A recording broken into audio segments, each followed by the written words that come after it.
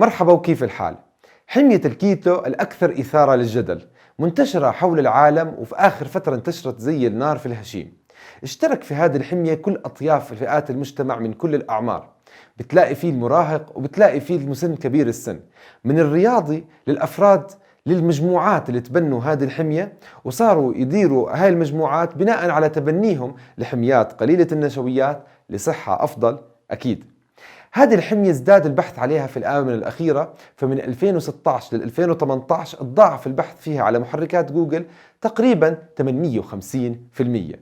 حركت هذه الحمية التجارة والمشاريع الصغيرة والكبيرة لوصلت ل 15 بليون دولار سنويا. بهاي المناسبة خلينا اليوم نحكي عن كل ما يتعلق بالرجيم الكيتوني، وراجعين بعد الفاصل.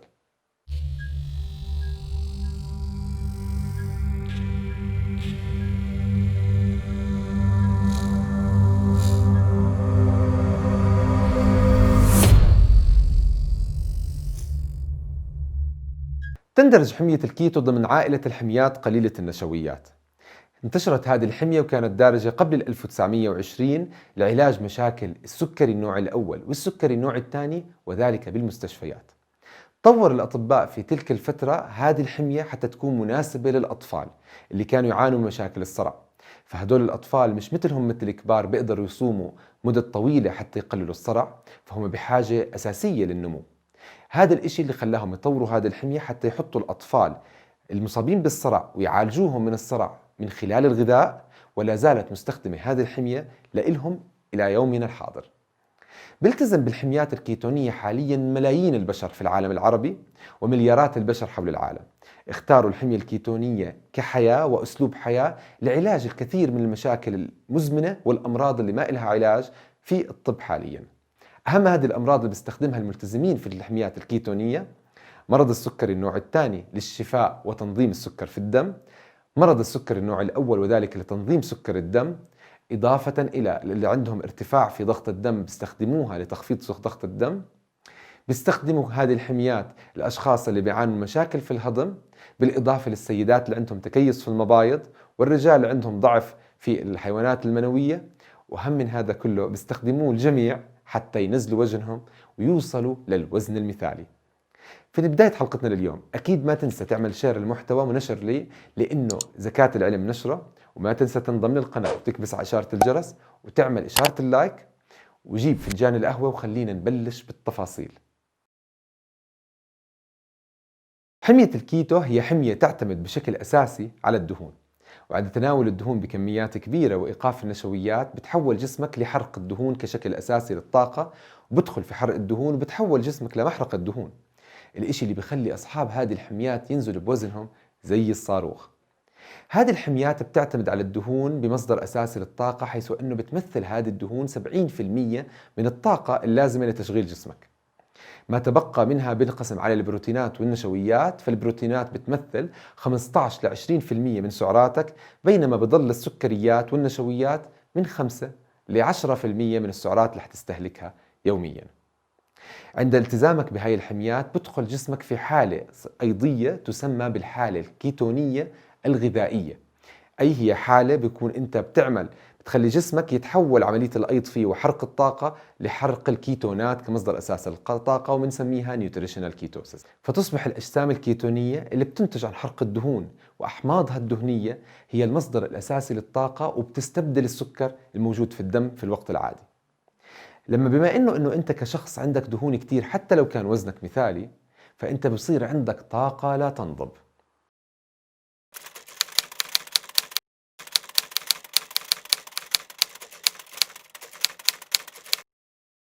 طاقة لا تنضب. تعرف إنه شخص وزنه مثالي 75 كيلو تقريبا بيقدر يمشي مسافة 30 كيلو بالسكر المختزن جواته، يعني تقريبا 1900 سعرة مختزنة في جسمك من السكر. بينما نفس هذا الشخص بيقدر يمشي مسافة 1330 كيلو متر باستخدام نفس الوزن. بيختزن في جسمك 82500 سعرة موجودة داخل دهونك، عشان هيك الدهون طاقة لا تنضب. وحتى ما تحتار لما تبلش بالكيتو، فأكيد رح نحكي عن إيش الممنوع والمسموح لما تبلش بالحميات الكيتونية. أكيد رح تمنع كل النشويات والسكريات سواء منها البسيط أو المعقد. فلما تبلش بحمية كيتونية أكيد رح تمنع الرز، حتمنع البطاطا، حتمنع الخبز وكافة منتجات القمح والشعير وأي إشي فيه نشويات. فحتمنع العصيرات سواء كانت طبيعية منها أو صناعية، حتى الفواكه حتمنع معظمها. الشيبسات رح تنمنع، البوشار رح ينمنع، الحلويات والمختلفة بأنواعها وأشكالها، وأكيد السكر الأبيض رح ينمنع كمان. هلا انت لما بتعمل كيتو رح تنزل كمية السكر اللي بتستهلكها يوميا من 300 جرام في سكر في اليوم لفقط 50 جرام سكر في اليوم. هدول السكريات المسموحين تاخذهم في الكيتو عادة ما بيجوا من الخضار، من الأجبان والألبان المسموحة في الكيتو، أضف إلى ذلك من بعض أنواع الفواكه المسموحة زي الفراولة والتوتيات. هلا لما بنيجي نحكي عن البروتينات اللي انت بتاخذها لما بتلتزم بحميات قليلة النشويات زي الكيتو هي افضل انواع البروتينات على وجه الارض. فهي بروتينات تصنف بالبروتينات الكاملة اللي بتيجي من مصادر الحيوانية اكيد. فمن خلال التزامك بالكيتو رح تاخذ بروتيناتك من البيض وهو افضل انواع البروتينات على وجه الارض، اللحوم الحمراء، لحوم الدواجن، لحوم الأعضاء عم نحكي عن الكبدة والطحل، لحوم الأسماك كافة أنواعها زي الروبيان والمأكولات البحرية برضو كمان مسموحة. رح تاخذ البروتينات تبعتك من الأجبان، أضف إلى ذلك المكسرات فهي مسموحة، وهي مصادر صحية للبروتينات والدهون. أما كمية البروتينات اللي بدك تستهلكها في الكيتو فهي كميات معتدلة. فنحكي بدك تاخذ وجبة أو وجبتين في اليوم، تكتفي إنك تخلي قطعة اللحم قد إيدك بسماكة إيدتينك التنين. هيك بتكون أنت حصلت على كافة حاجتك من البروتين باليوم، وبتعتمد على وزن الجسم أكيد. فالكيتو هي حمية معتدلة في البروتينات. أما بما يتعلق في الدهون فأنت رح تاخذ 70% من أكلك من دهونك. هاي الدهون عندها مصدرين أساسيين رح تاخذهم منهم. المصدر الأول هو الدهون الدفينة داخل جسمك، أما المصدر الثاني فهي الدهون اللي بتيجي من أكلك المعتاد أثناء طعامك. الدهون الدفينة اللي أنت حتستخدمها وأنت عمالك بتنحف فيها بالوزن، بينما المصدر للدهون الصحية عم نحكي عن الزيوت الطبيعية غير المكررة والمهدرجة. فمسموح تستخدم زيت الزيتون، زيت جوز الهند، زيت السمسم، وزيت الأفوكادو، بالإضافة للسمنة الحيوانية أو الزبدة الحيوانية فلنفترض البقرية. أضف إلى ذلك الدهون اللي بتيجي مع اللحوم والدهون الموجودة مع المكسرات. أما الزيوت الممنوع عليك فهي الزيوت الضارة في صحتك أكيد، وهي الزيوت المكررة والمهدرجة زي زيت الكونولا، زيت عباد الشمس، زيت الذرة، زيت الصويا، زيت النخيل، وكذلك ما ينتج من هدول الزيوت أثناء هدرجتهم زي الزبدة النباتية كمان والمارجرين.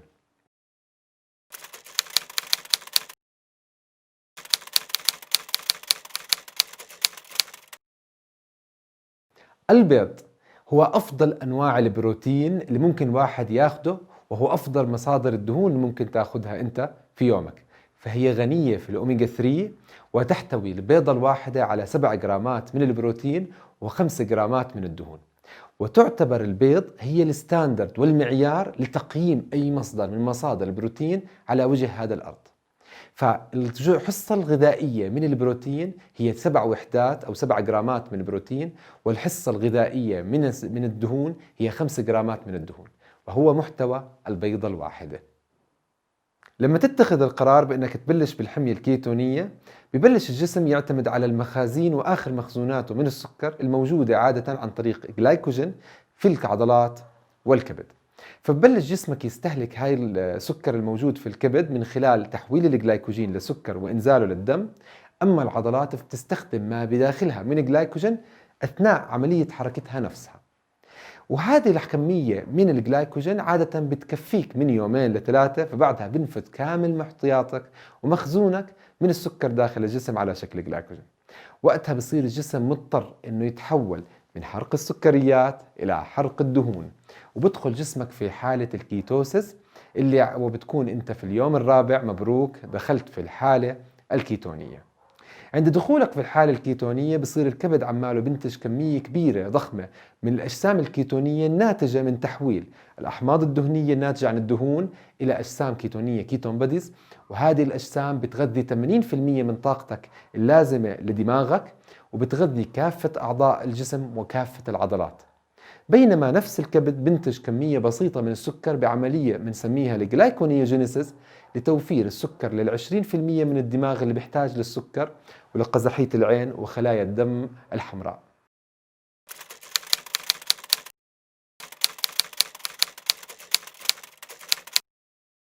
الجلايكوجين هي الطريقة اللي بيستخدمها كل الثدييات للحفاظ على السكر في الجسم، فهي تخزين لكميات كبيرة من الجلوكوز على شكل سلاسل بتم تصفيتها وترتيبها داخل الكبد والعضلات. عادة بيحتوي الكبد على 5 ل 10% من وزنه من الجلايكوجين اللي بتمثل 100 جرام من هذا المنتج، بينما العضلات بتحتوي 400 جرام من الجلايكوجين. بيوفروا ال 500 جرام من الجلايكوجين طاقة بما يعادل 1900 سعرة، قادرة أنها تخليك تمشي مسافة ال 30 كيلومتر اللي حكينا في بداية الحلقة. طبعا قبل ما تبلش بالحمية الكيتونية بدك تعرف إنه أول أسبوع بكون عبارة عن أسبوع شاق وصعب. في هذا الأسبوع بجسمك بدخل في عملية التكيف للانتقال من حرق التام للسكريات إلى الاعتماد التام على الدهون. فبهاي الحالة بتجيك مجموعة من الأعراض والمضاعفات السلبية المزعجة لأي حدا بدخل في الحمية الكيتونية لأول مرة. بنطلق بمجموعة الأعراض اسم الكيتو فلو أو الآتكنز فلو، الحمى الكيتونية. هذه الأعراض بتتلخص كالآتي وبتعتمد قوتها على صحة وسلامة الشخص قبل ما يبلش بالحمية نفسها. فبتبلش بعمليات إدرار سريعة وإدرار عالي للبول نتيجة التخلص من السكر في الدم والمي المرتبطة فيه، فكل جرام من السكر بيجي معها 4 جرامات من المي أو 3.7 جرامات من المي. بالإضافة أنه بصير عندك أعراض انسحابية للسكر، فالأعراض الانسحابية هذه بيكون عندك انزعاج، مود سيء، بالإضافة لصداع بسبب هبوط السكر اللي بيصير.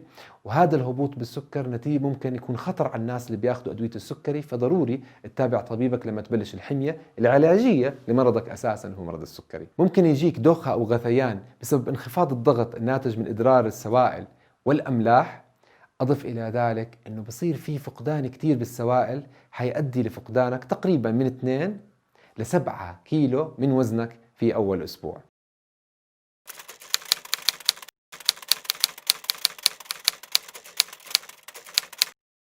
تعتبر الحميات الكيتونية هي حميات صديقة لمريض السكري، بل بالعكس هي تعتبر علاج لمريض السكري في كثير من الحالات. فانخفاض كمية النشويات اللي بياخدها وما بنعكس عليه انخفاض كمية السكر في الدم وبالتالي انخفاض كميات الإنسولين. هذه العملية من انخفاض الأنسولين بتقلل مقاومة الأنسولين عنده، وبالتالي بصير يقدر يستفيد أكثر من الأنسولين اللي جسمه بيفرزه، وبتحول المريض تدريجيا من مريض إلى شخص أقل اعتمادا على العلاجات وقد يوقفها تماما. ما هي المدة الآمنة للالتزام بالحميات الكيتونية؟ عادة الحميات الكيتونية ما في مدة زمنية للالتزام فيها، والأشخاص اللي بيلتزموا فيها بغض النظر عن السبب اللي التزموا فيه عشانه في الحمية بيستمروا عليها حتى وإن طلعوا من فترة للأخرى. لكن الشعور بالإحساس الجيد في المعدة، انخفاض في سكر الدم، تقليل مقاومة الإنسولين، تحسن المزاج، تحسن النوم، ارتفاع المناعة وعدم مرض الشخص بسبب عدم تناول السكريات بدفعوا للاستمرار في هذه الحميات.